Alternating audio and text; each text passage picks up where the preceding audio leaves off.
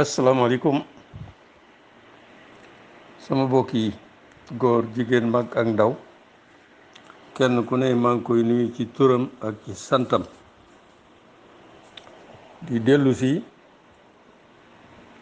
ci sama ñetteelu waxtaan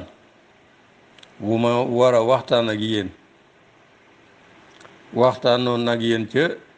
liñ naan vidéo bu njëkk ba teg cab ñaareel ci ñaareel boobu neewoon naa leen danaa dikk ci ñetteelu waxtaan bi xam naa mooy mujj feek élection yi parce que élection yi ak gannaaw suba rekk la waaye li ma war a wax moom wax dëgg yàlla jéggi na loolu ñaari njëkkee nag la ma ca wax xanaa fàttali rapidement rek won ànd na ma ak yéen won leen fa mu jaar ngir ba ma daataan tàmbali waxtaan dama ne leen man nekkuma ci biir campagne bi waaye ñàkkuma cee nekk tam sama campagne man maa ngi ko jubale ci Macky Sall moom laa duut baaraam ngir moom laa jàpp ne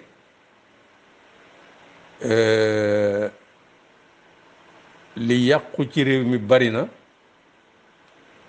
te bu lépp dul moomat li ci ëpp mooma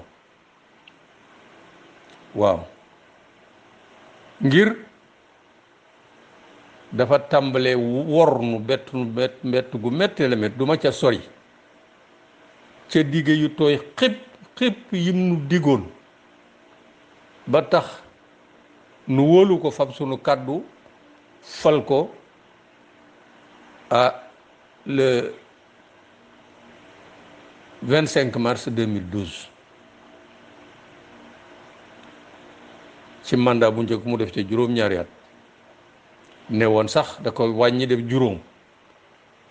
dellu gannaaw gam ca dellu gannaaw te muy jikkoom dootuma ca dellu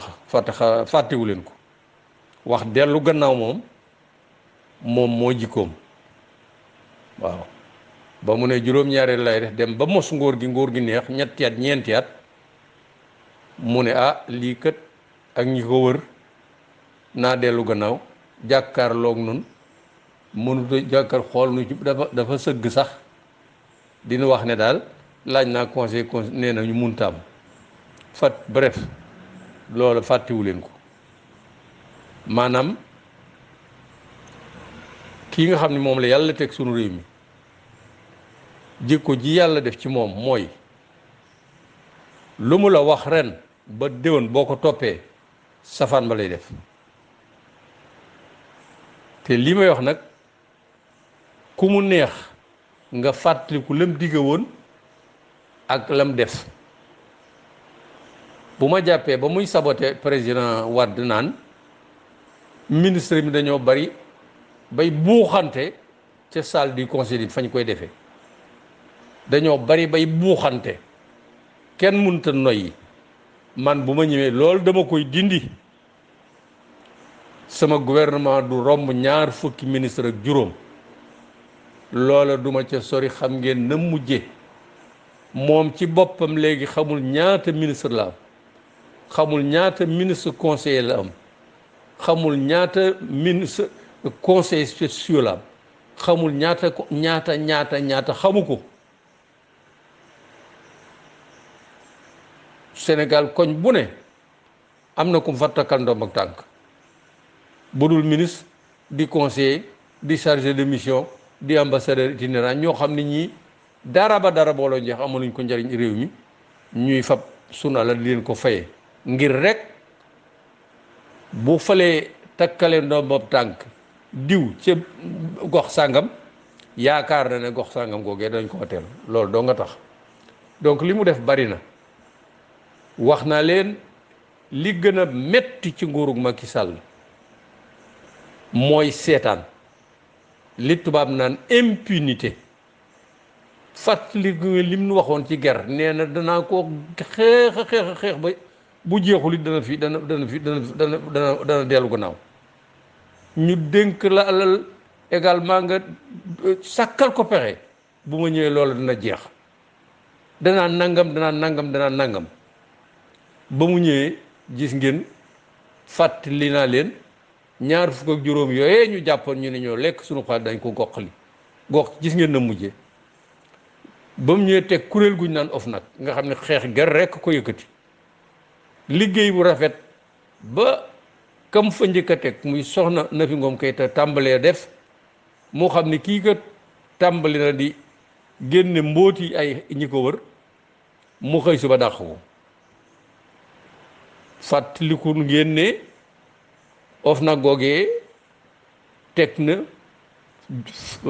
fanweeri dossier ak juróom ci table yi procureur dossier bu ne dafa duut baaraam nit tubaarkàlla du ma ca dellu waxoon naa leen ko man lu ma ca xam am naa lu ma ca xam dossier yu bari xam naa ko maanaam dafa indi tubaab impunité lu waaye neex def dafa séddale Sénégal ñaari pàcc bii ñoo ànd ak moom lu leen neex def pàcc bee ànduñoo ak ñoom ku wax mu dugal la ci kaso bi gis ngeen gorom bii ñu naan Mansour Faye li mu nekkee moo waa këram léegi nëbb moom daa nëbbuwul sax daa nëbbuwul te ñi ko jiiñ duñu ce ne sont pas des n'importe qui du ñuy sàmm xamu nuñ koy tuddee ku mel ni nit ku mel ni Mary Teuw Niane dégg ngeen li wax ci moom am na benn rajo bu ñu naan BBC ca Londres def na reportage ci ñoom moom ak doom ji ak doom yi ay millions yu kenn xamul taskati xabaar yi génne nañ ne OFNAC mi ngi koy topp nangami milliards goro président ngaw yëkkatiwul kenn li ñu fi def ba ñu ko sampee ba nëgëni ak léegi jéggi na dayoo ñi ko wër ñépp bu ñu leen jaarale woon yoon ak yoon woo xam ne ñoo moom seen bopp dëgg yàlla rekk leen di tax di atte ñoom ci ñoom mën nañoo jëlee ci ñoom ay milliards amul benn werante kenn laalu leen ñi ngi ko war ñoom ñëpp di def lu leen neex bon nag foofu wor nañu fi lool wor yàlla daal def muy jikkoom mooy président de la république nag waaye wax dëgg dara nekku ci gën na noo wor jàkkaarloo na ak Pape Alé ak Momar Diongo di ñaari taskati sa xabaar yu mag a mag booba mi ngi laaj réew mi mu ne man réew mi am na lu fi ne loo xam ne ni munta ne danaa ko fi jële muy gré à gré maanaam di yaa ma neex daal bu ma amee lu may liggéey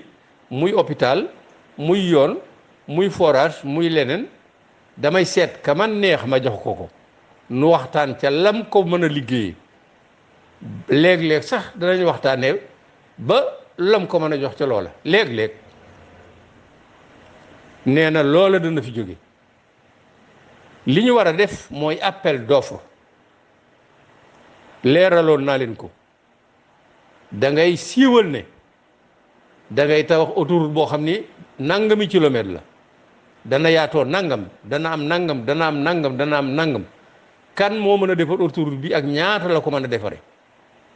te ka koy war defar war naa mel nii dafa war a doon koo xam ne mën na koo defar bu ko defee ma sàmba ñëw ma dem ba ñëw lu mat fukk ñëw kii ne mën naa ko defare nii kii mën naa ko defare kii mën naa ko ñu seet ba ni moo di ñag mii dey mën na liggéey bi te moo gën a yomb boo ko defee ñu jox ma ko loolu mooy appel d'offre waaye moom nee na jamono yi Abdoulaye loola mutoon yaa ma neex la woon rek te yaa ma neex ja lu ne xew na ca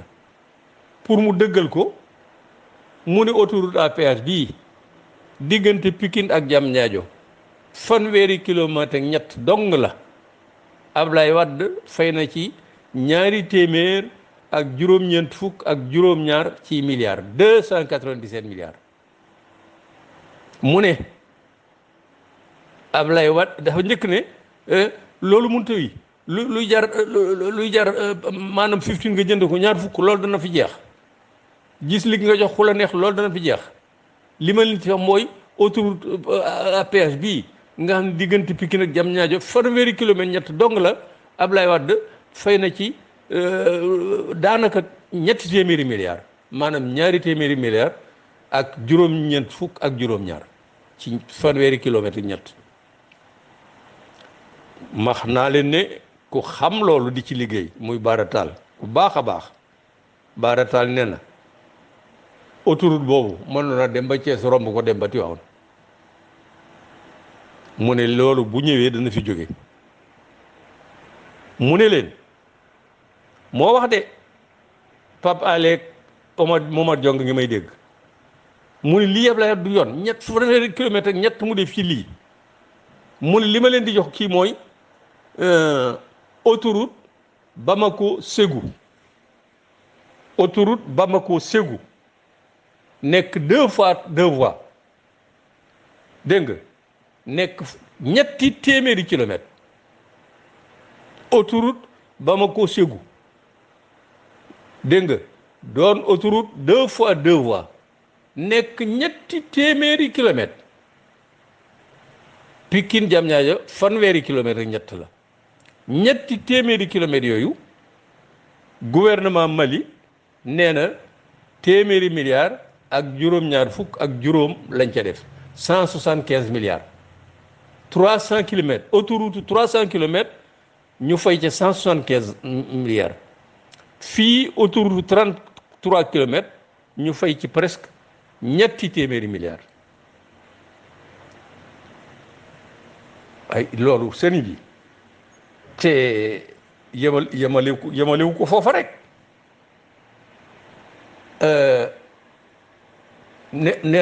seet nañu ñi ngi bëgg a def autoroute boo xam ni ñi ngi ko tuddee autoroute côtière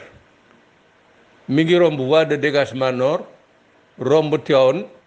romb géej gi ba Ndar nee na ñuy américain yi koy defar moom la ci programme am la de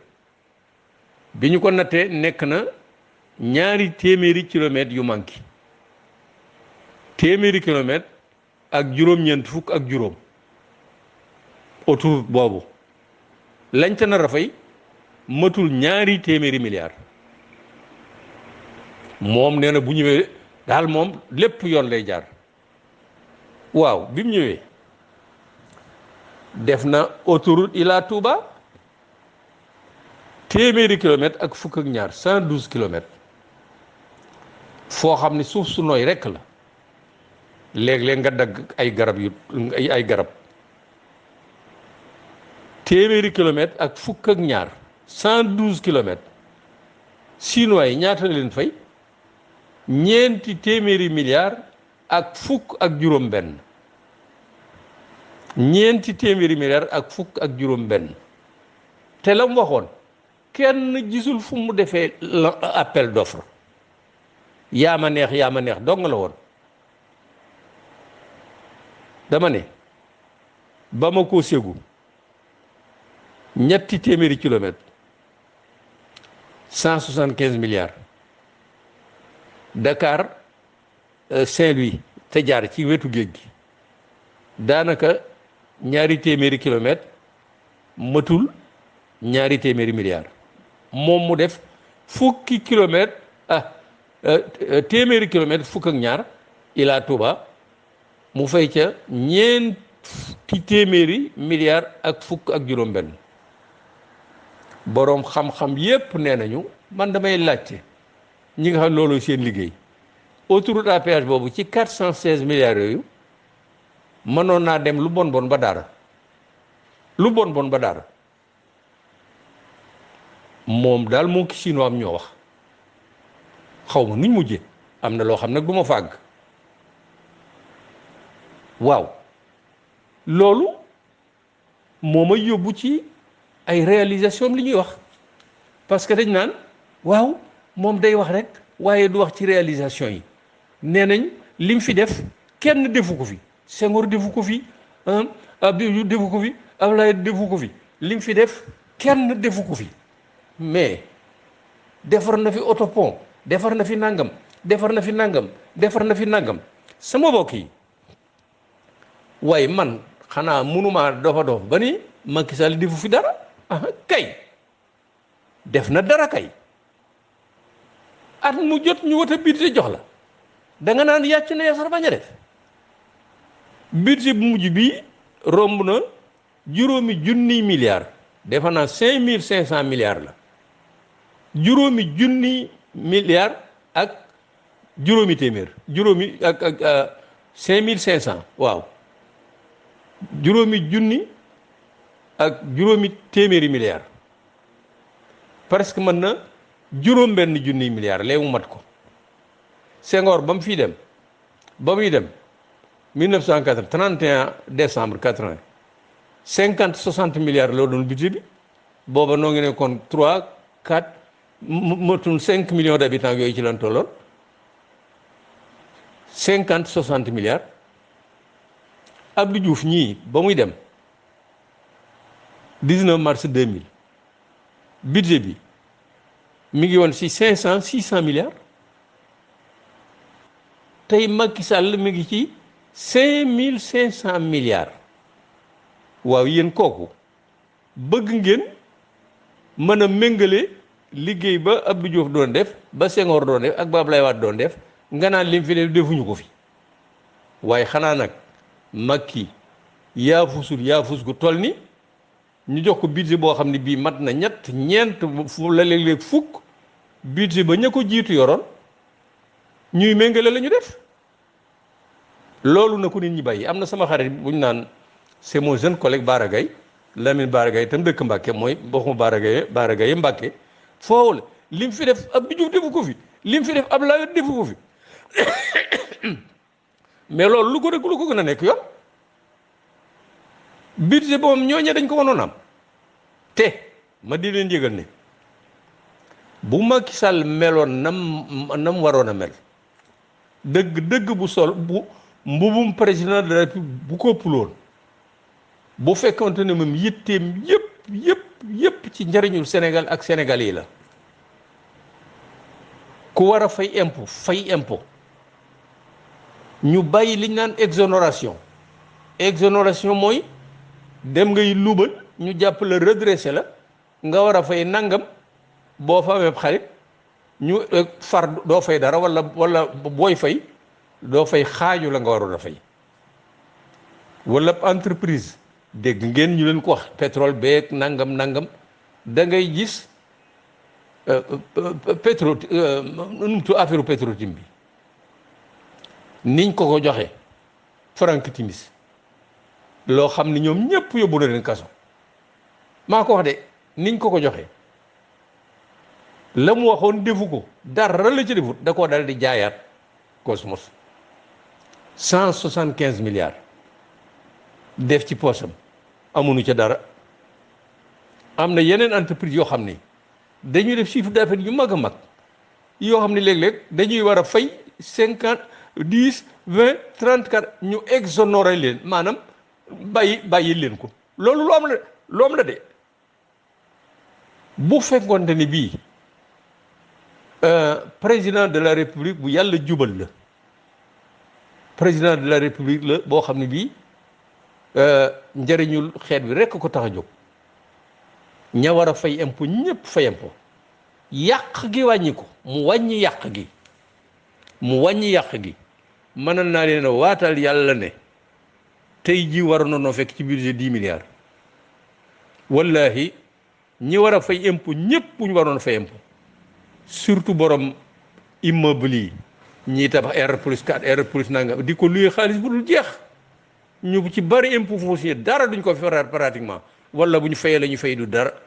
bu ñëpp fayee la ñu war a fay te yàq gi wàññiku ministre yu tekkiwul dara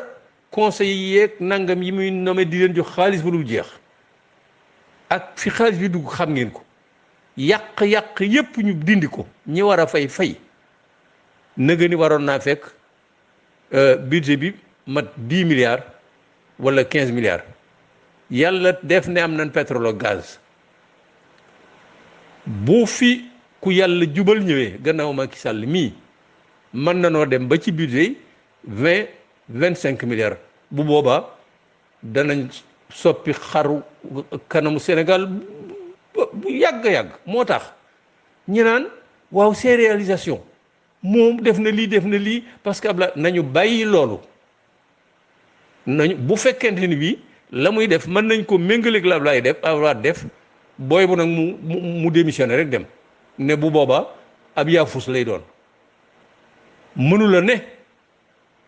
5 000 milliards 500 kee amoon 1 milliard 500 millions mënu leen a bokk ay réalisation loolu na ko nit ñi xam te bu meloon na mu waroon a mel nëga ni mën na noo am 10 milliards de budget 10 milliards de budget yooyu bu liggéeyee na mu war a liggéey na kay naam def na waaye nan la liggéeyee ndax la mu liggéey fa mu ko liggéeyee fala ndax ña ko liggéey ñoo ko war a liggéey ndax mbaax gañ cay séenu ca liggéey ba am na ca lañ ca fay ndax war nañ ko caa fay loolu am na solo mën na ma jël exemple waaye building administratif gii ñu ne rek dañ koy beesalaat 17 milliards ka ko jiitee ko wax de du ma ko tudd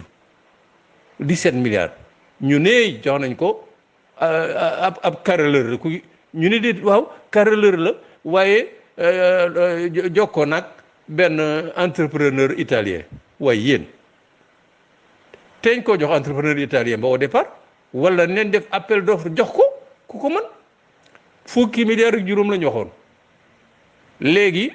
romb na ñeent fukki milliards waxantu balak nag nit ñi dem dëkk ca rek mu lakk far 9 mètres lakk ñu war caa defati 8 milliards donc budget building bi réhabilité ko beesalaat ko rek daanaka mën na juróom fukki milliards tabax na building loolu koy réalisation la waaye ban réalisation nan jël aéroport Diamniadio bii téeméeri milliards ak juróom fukk ak juróom benn mu dem waxtaan ak i turcam moom rek ak i turcam de amul appel d'offre gré à gré gam doon Abdoulaye Wade noonu nii la def moom waxtaan ak i turcam ñu ni 156 milliards ñi xam ba ñu méngalee stade boobu ak stade ya nekk Maroc Tunisie nangam ba ca stade de France bële nekk ca Paris stade bee leen gën a cher fuuf te bu dee modernité de stade de France quand même nit ñi gis ngeen ku fa dugguti même Abidjan gii benn stade olympique ba ñu fa def gën naa yomb ñaari yoon stade du Ablaye Wade bii te waay nag dëgg Diamniadio xaw naa sori 156 milliards yooyu bërki démb dégg ngeen Lamine Ba ministre des sports mu ne danañ def ñaar fukki milliards ci stade Léopold Sédar Senghor pour beesalaat ko def nangami milliards ci stade Demba Diop pour beesalaat ko def nangam boroom xam-xam yépp nee nañu li Ablaye Wade def astafurlah Macky Sall def du yoon bëggee wanewu rek defar loo xam ni woo àdduna bépp ñu daje fa manipulation la man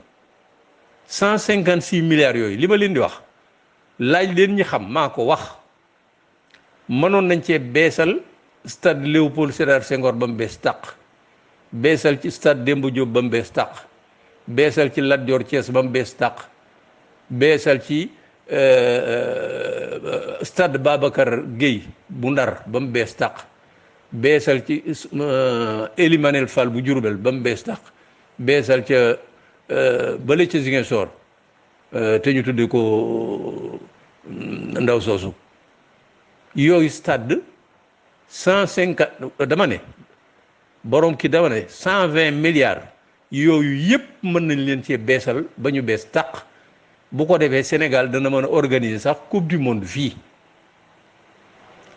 yow nga fab téeméeri milliard ak juróom fukk ak benn def ko ci benn stade boo xam ne bala nga caa dem lu ne ngay daj pour àgg fa waaw loolu kay liggéey na waaye am na lu ko gën beesal juróom wala juróom benn stade yoo xam ne ku ne mën na faa football nga bay leen fa def benn stade yaag say turc 156 milliards xam est-ce que loola la est-ce que 156 milliards yëpp dem na ca Turquie est-ce que du ma wax lu ma xamut lu ma wóorut parce que man wet gi nga xam ne nooy kumba nu mu tuddati amul ndey ca laa bokk bu ma fi waxee lu ma xamul rek dañ may daal di yónni rek daal di may yóbbu ca kaso ba dama ni waxtaan naa ki turkam daal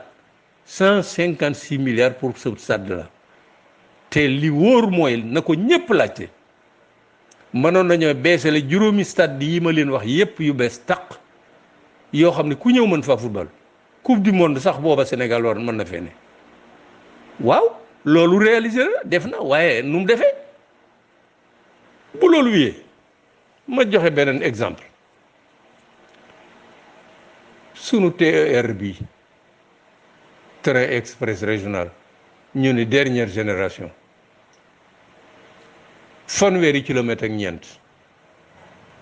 ñu ne ñépp a ko wax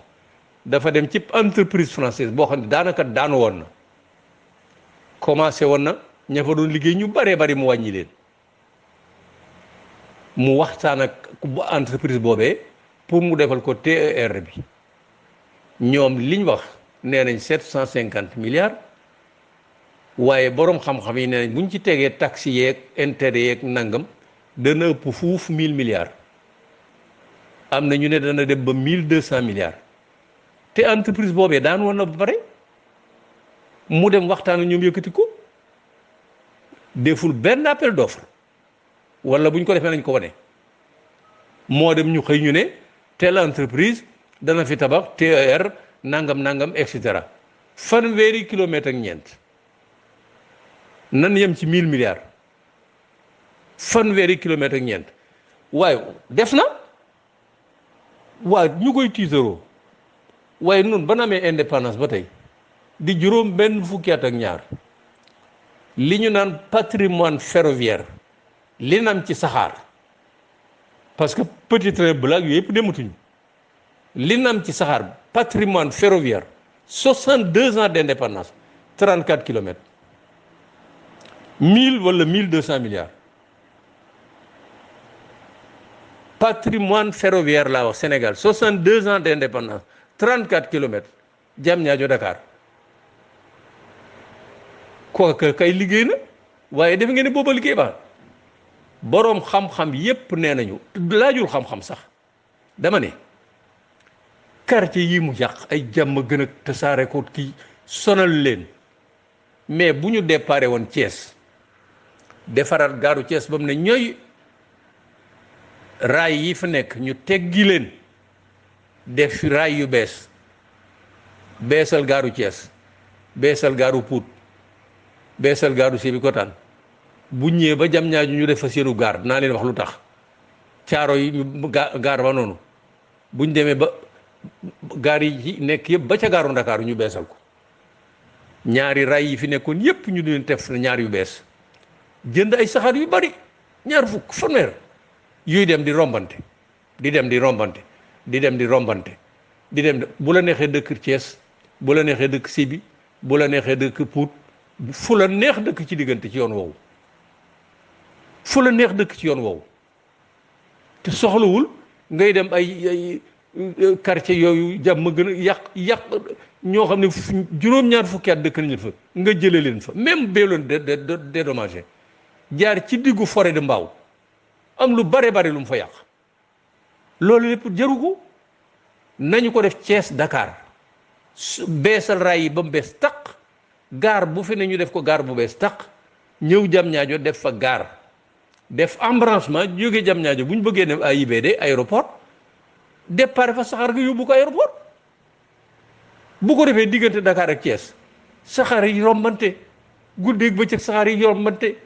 ñaar fukki sax nangam defe ngeen ne loolu mënees na leen di comparer am na ñu ne li ñu def ci 34 kilomètres yi la Abdoulaye Wade daan gént bis bu ne mooy jël saxaar gi yóbbu ko Dakar yóbbu ko Ziguinchor loolu xaalis mën na ko ba des am na ñu ne mën naa jële fii saxaar gi yóbbu ko Ziguinchor bu demee ba Kaolack def embranchement dem ba Tambacounda romb Kolda si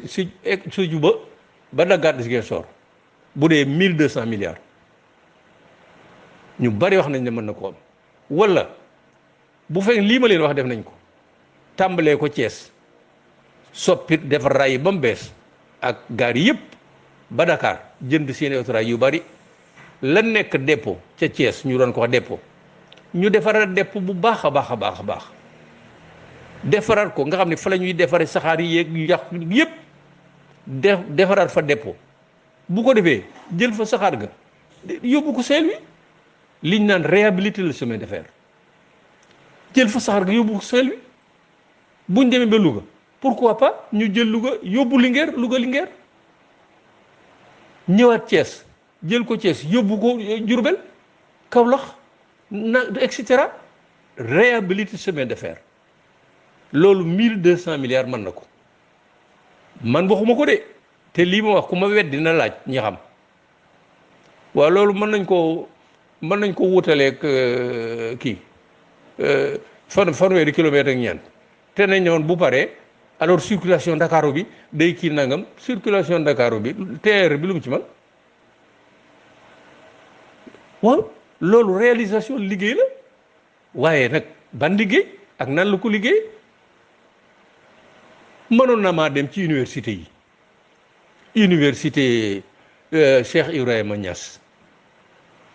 keroog ba muy poser première pierre en 2016 toute la République kenn desul colonie oto ya boo ko gisee oto yi ñuul kukku ponkali oto te ku ne woon moom gouvernance am day sobre day woyof day sell day nangam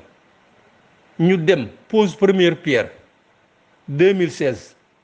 mu joxe rendez-vous pour inauguration université ba lam joxe rendez-vous sa matul ñaari at ana université ba ña nga obligé di louer Kaolack di louer Fatick di louer ay kii ak nangam ak nangam université Amadou Mahtar Mbow gi nga xam ni am na lu ko jiitu université du futur africain ba fa Ablaye da ko fa njëkk a def nee nañu ba ñuy dem def nañ ca 35 milliards te ay bâtiment rek a fa nekkoon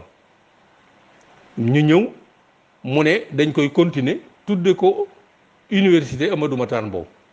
joxoon nañ ko sax ivoirien boobu ñu joxoon suñu passeport yi tam def no lam def mujj na dem bàyyi ko fa ana Amadou Mahtar Mbow ña nga cay carte 65 milliards liggéey na waaye yooyu liggéey yan liggéey la am na liggéey bu ma rafetlu waaye dafa yéex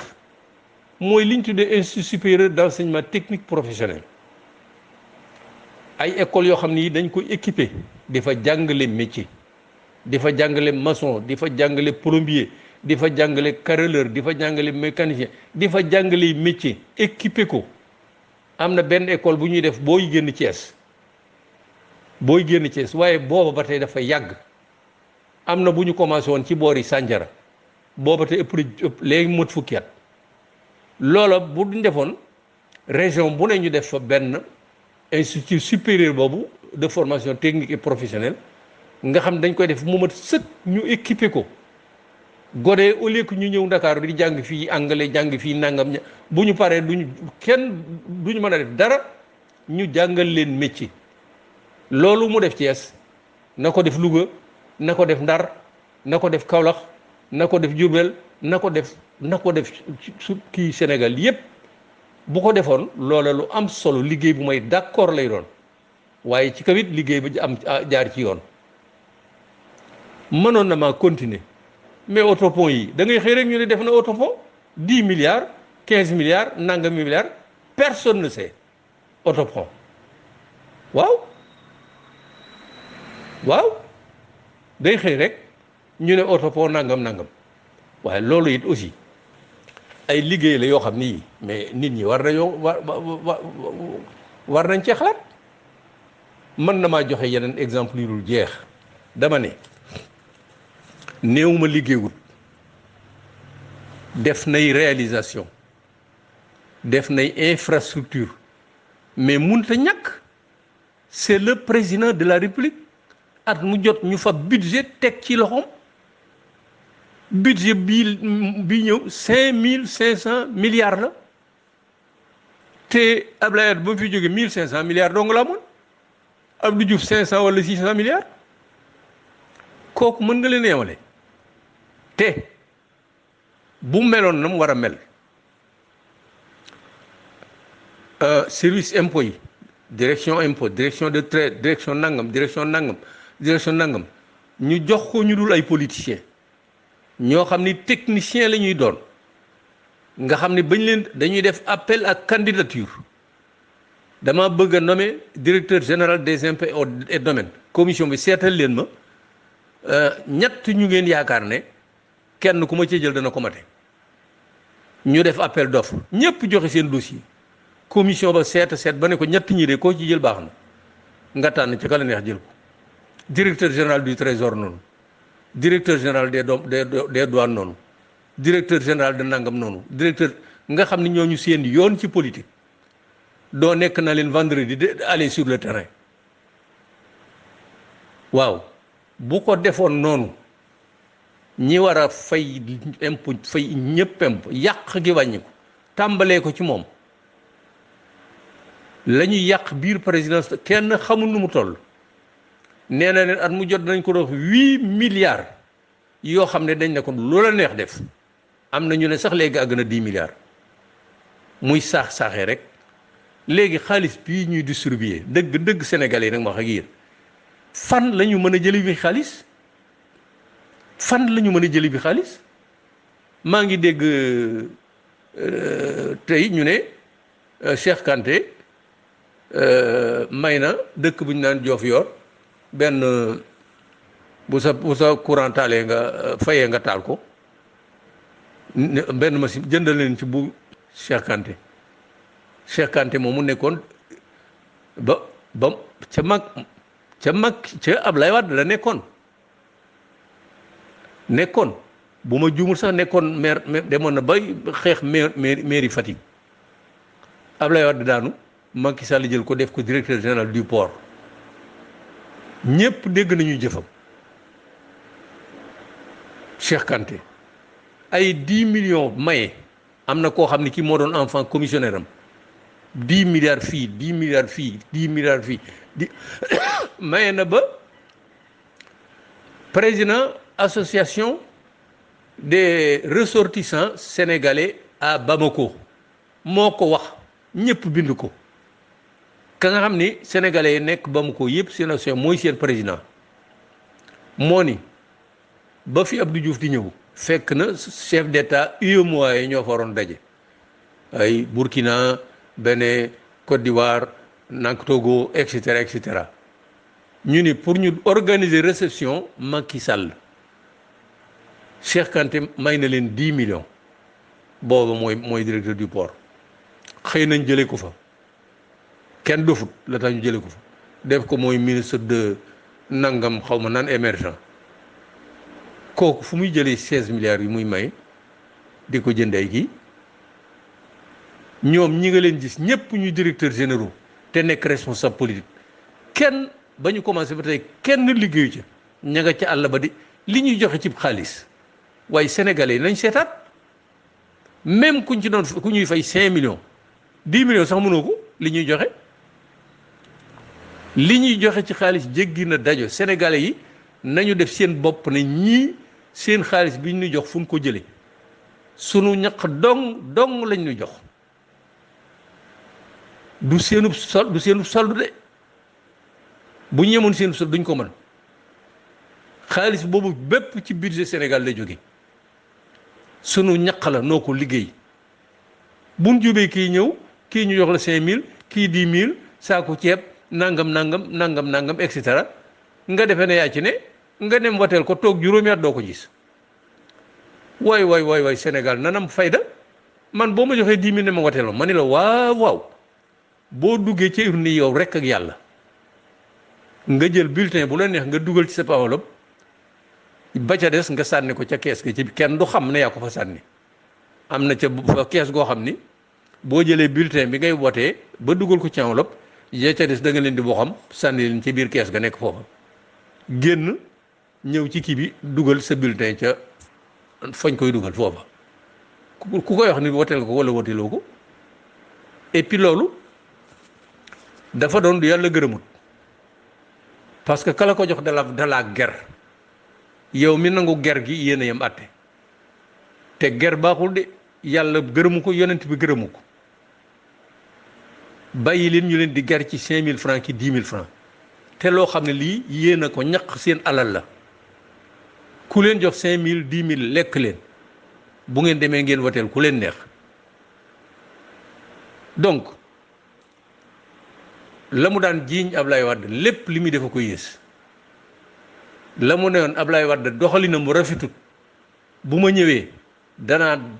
la mu defoon ci kii lépp danaa ko maanaam góom yëpp dinaa ko faj tey la góom ya gën a yaa tey la góom ya gën a xasaw. moo tax bu ma nit ñi déggee bu ma déggee nit ñu naan ñu koy jay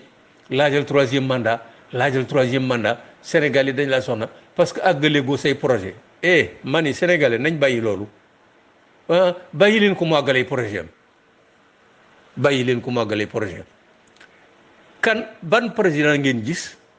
ñu fal ko mu am projet dem ba jeexal projet yi ba mu jeex takk amul fenn da ngay def la nga mën da ngay def la nga mën la nga mënut nga jeexal dem bàyyi ko fa ka lay wuutu ñëw continuer loolooy continuité de l'État. ba Abdoulaye Wade ñëwee aéroport bii parewut ba Abdoulaye Wade ñëwee université Amadou Mahtar Mbow du woon tudd woon noonu sax quoi université du futur africain la ko Abdoulaye Wade tuddi woon parewul woon li fi Abdoulaye Wade bàyyi woon ci chantier du jeex du xaaj ba mu ñëwee dafa leen a continuer moom mi tam buy dem daf fi bàyyi chantier keneen ka ko wuute bu ñëwee continuer chantier yi muy continuité de l'État bàyyi leen chantier yi du chantier yi dafay mel ne guddi ñeex day mel ne maanaam bu dem ba 2000 nag bu jeexee fa lay chantier mi xaalisam maanaam xaalisama déedéet la muy liggéey mooy budget bi ñu koy jox at mu ne bu demee ka ko wut dañ koy jox budget mu continuer liggéey looluy continuité de l'État na nit ñi bàyyi nañu ko bàyyi mu àggalee projet am ay looluy waxi kasaw-kasaw la waxi kasaw-kasaw la gisu leen benn président de la République bu am programme am ay projet defar lépp ba mu jeex soog a dem amul fenn day def li mu man bu jeexalee dem keneen ñëw wéyal loola bu nu kenn nax moo tax ñi naan 3e mandat nañ ko bàyyi mu àggal li kooku mun la ne et puis ñi naan ko na wala 3e mandat mën nañ waat naa ci yàlla mën nañ koo dugal ci kamb ba pare romb ko fa dem Sénégalais nañ am fulla ak fayda Macky Sall ci lay jeexale li ma war a wax dafa bari ci li mu digoon bokk na ci ne Abdoulaye Wade yàq na jikko yi moo ko wax moo ni li ñu naan je vais redorer le blason profondément terni de nos valeurs cardinales maanaam jikko yi ni ko Abdoulaye Wade yàqe ci fukki at ak ñaare bii bu ma ñëwee dinaa leen defaraat sama liggéey du rek di defari infrastructure tabax hôpital defar yoon defar nangam defar loolu rek du sama liggéey defaraat jikko yi ci la bokk moo ko wax de je vais redorer le blason terni de nos valeurs cardinales waaw Macky Sall yan jikko la defar moom ci boppam di président de la di njiit dafa am lu ca en tout cas l'islam lu mu gërëm ci njiit ay jikko l'islam dafa am ay jikko yu mu gërëm ci njiit léegi damay wax ma ni ku ko boroom xam-xam bi man bariwuma xam-xam na ma kenn ne jikko yu Macky Sall ji l'islam gërëm na ko naam ku ma ne jikkooy Macky Sall ji lislaam gërëm na ko man de xaw ma ko li ma xam mooy lu mu la wax safaan ba lay def te loolu nag wolof lépp xam ngeen munu maa jaar ci tur Macky lu mu waxoon safaan ba la def loolu am na nu mu tudd ci wolof waaye nag boo waxee ñu ni président de la République da nga koy wekk waaye nag moo war a wekk boppam waaw lu mu la wax boo toogee ba ci déwén safaan ba lay def loolu lislaam gërëmu ko lislaam gërëmul kilifa goo xam ne gii tëddewoo njaaxaanaay da nga am par lool yonent yàlla Muhammad wanuñu woon loolu ba mu wujjee borom saaba yi ko wuutu wanuñu woon loolu kilifa day tëdde njaaxaanaay te loolu Macky Sall ni mel ak noonu dafa mel ni yàlla ak yàlla dafa séddale réew mi ñaari cër bii cër ñu ànd ak ñoom moom lu leen neex def du ñàkk dara bii mooy bi ma nekk ku wax dee doo am dara te boo waxee ñu jàppale tëj ci ko kooku tëddewul njaaxaanaay kilifa da lañ ko dénk nga xam ne ñépp a ko bokk da ko war a sàmm saaba yi fi wuuti woon yonent bi day loolu du woon seen xalaat da nga koy sàmm la ñépp bokk da nga koy sàmm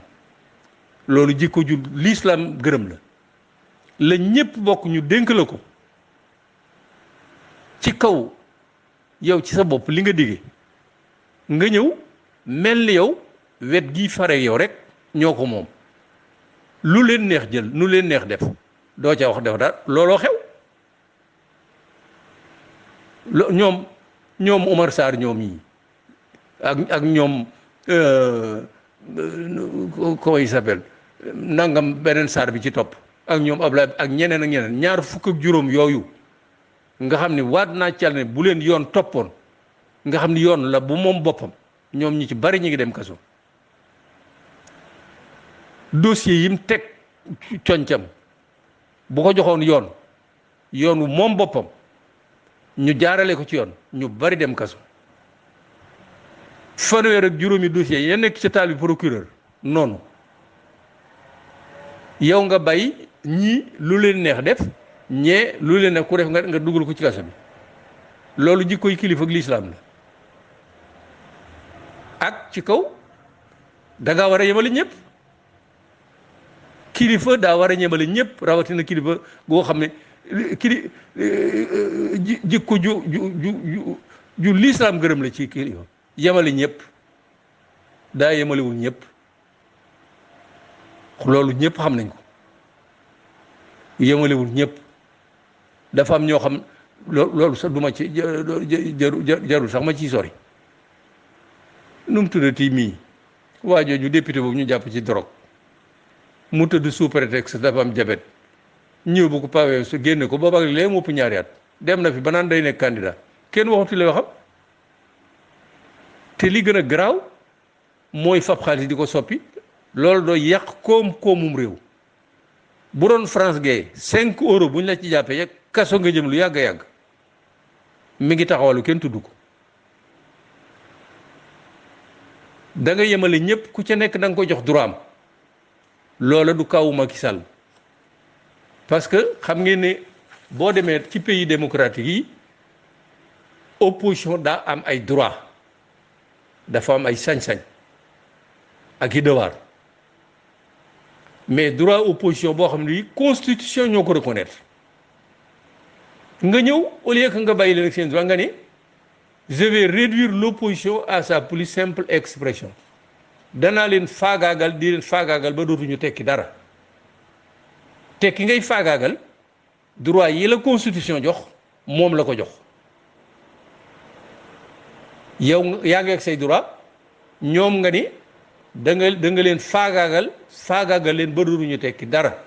je vais réduire l'opposition à sa plus simple expression loolu waxi kilifa la loolu wax kilifa la 2019 bi ñu ko falee ba pare dafa woote dialogue woote mu ne pour dalal xel yi nit ñi mu ne je ne suis plus dans le temps des manœuvres man gën léegi nekkatuma ci tàngu ñu njaaj bii day loolu la wax donc 2000 ba 2019 2012 ba 2019 ci nju njaaj la ne je ne suis plus dans le temps des manœuvres nekkatuma ci jamono nju njaaj moo ko wax ensuite ci laa jeexale kilifa day am kaddu mooy li ma wax léegi te ñu ma wax tudd tura mais Macky Sall kenn sexalu ko suukar 3e mandat dégg ngeen ni mu ci wax man ci sama bopp maa changé constitution bi def ci ne kenn mënatu la def lu weesu 2 mandat man mii maa ngi sama 1er mandat 2019 bu ngeen mayee 2e mandat jeexal naa ci man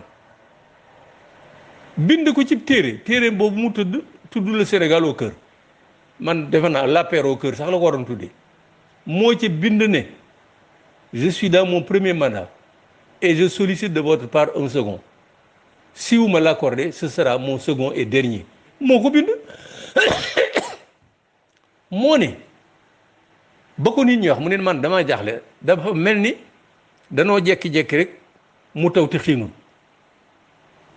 nit ñi naan 3e mandat mais xanaa xamu leen ne man man maa ko def ci constitution bi tëj ko kenn mënatul a def lu weesu 2 mandat lu ëpp 2 mandat loolu koy jeex na man de Macky Sall moo déglu leen ma de man Macky Sall mii de ku ma xaar ci 3 mandat da nga fa yàgg ne duma la fa fekk